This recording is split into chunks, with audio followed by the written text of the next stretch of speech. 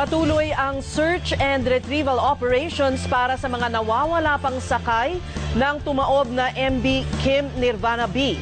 Sinisisi naman ng isang marine engineer ang trahedya sa Marina at Coast Guard. Ibandila mo Jasmine Romero. Maiiwasan sana ang trahedya ng MV Kim Nirvana B kung ginawa lamang ng Marina at Philippine Coast Guard ang kanilang trabaho. Ito ang iginiit ni Marine Engineer Nelson Ramirez. Una, hindi raw dapat double-deck ang bangka. Ihalin tulad natin siya sa isang truck, no? Iyon ang isang truck na mataas dahil kinargahan pa doon sa itaas. Kaya kaunting kurbada lang ay matutumba yung truck. Ganon din yung barko. A ship is not designed to sink. Pinagbawalan na rin umano ang pagbiyahe ng mga bangkang gawa sa kahoy na may domestic routes. Way back in 2003, nagpalabas ang Marina ng Memorandum Circular na ang mga wooden hulled vessel ay papayagan na lang ng 7 taon, meaning hanggang 2010 na lang ang kanilang paglalayag at phase out na silang lahat.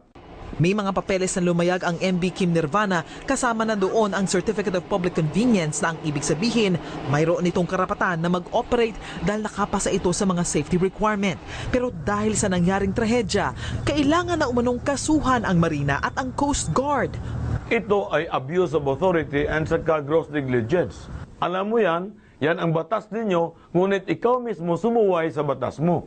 Kaya dapat nga managot talaga dito ay ang taga-Marina.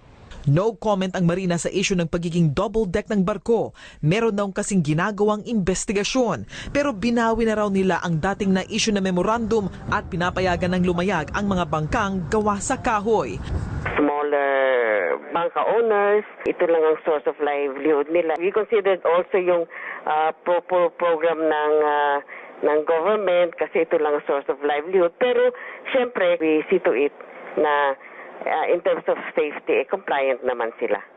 Ayon naman kay Coast Guard spokesperson Commander Arman Balilo, papanagutin kung sino man ang may pagkukulang at mapatunayang may sala.